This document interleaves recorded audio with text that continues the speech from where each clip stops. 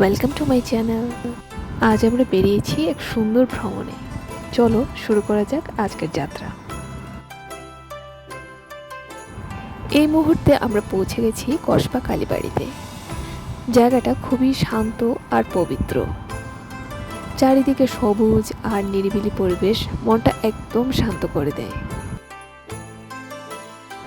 এই কসবা কালী মন্দির বা কমলাসাগর কালী মন্দির 15 শতকের শেষের দিকে মহারাজা ধন্যমাণিক্য তৈরি করেছিলেন। এটি বাংলাদেশ সীমান্তের ঠিক পাশেই অবস্থিত। এই মন্দিরের সামনে জলাশয়টি এর সৌন্দর্য বৃদ্ধি করেছে।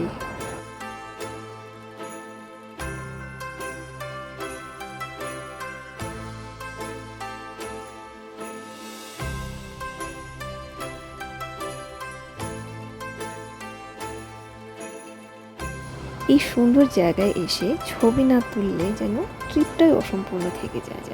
তাই আমরা কিছু ফটো সেশন করে নিলাম।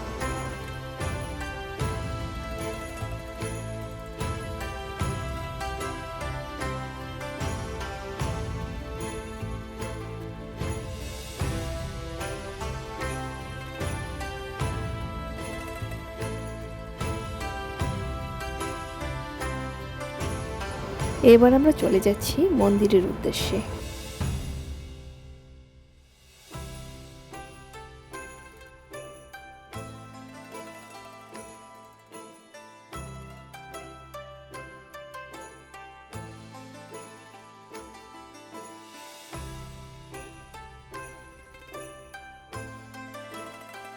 পাশের দোকান থেকে আমরা পূজার সামগ্রী কিনে নেব।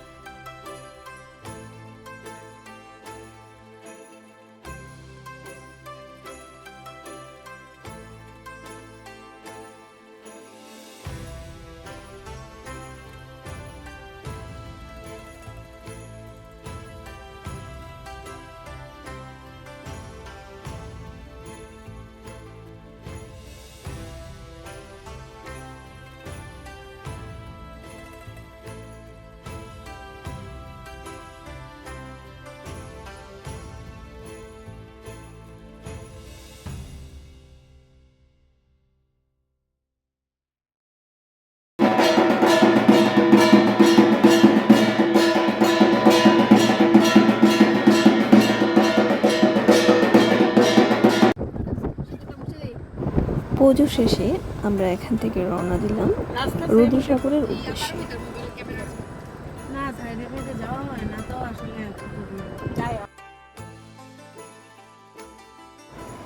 যাওয়ার পথে আমাদের চোখে পড়লো একটি চা বাগান। তো আমরা সেখানে সবাই নেমে পড়লাম।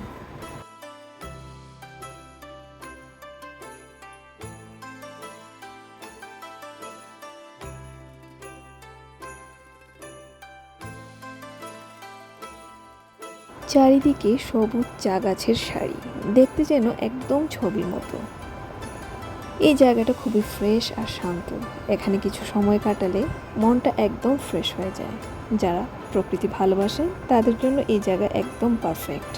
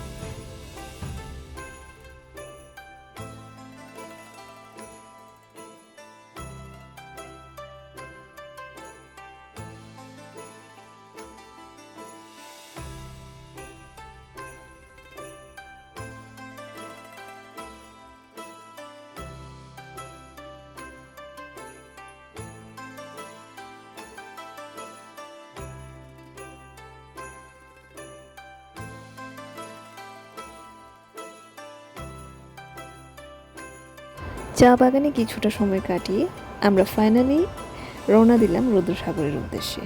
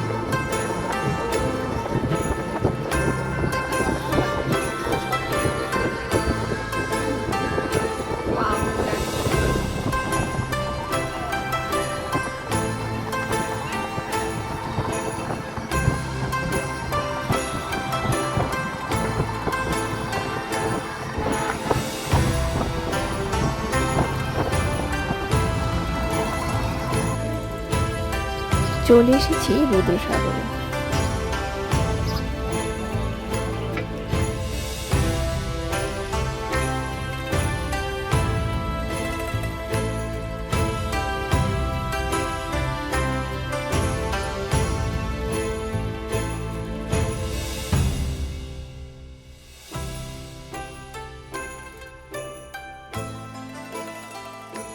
এবার খাওয়া দাওয়া সেরে নেওয়ার পালা।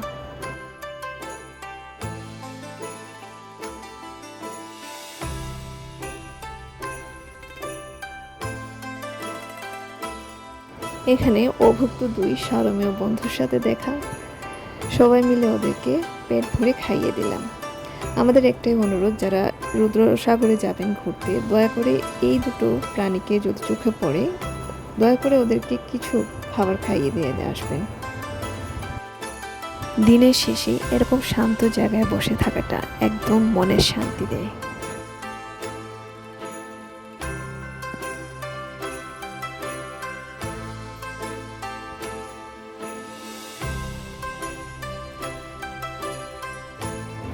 এবার আমাদের ফেরার পালা। আজকের ভ্রমণটা সত্যি খুব সুন্দর ছিল। কসবা কালীবাড়ির পবিত্রতা, চা বাগানের সবুজ আর রুদ্রসাগরের শান্ত পরিবেশ সব মিলিয়ে একটা পারফেক্ট ডে আউট। আবার দেখা হবে নতুন কোনো ব্লগে।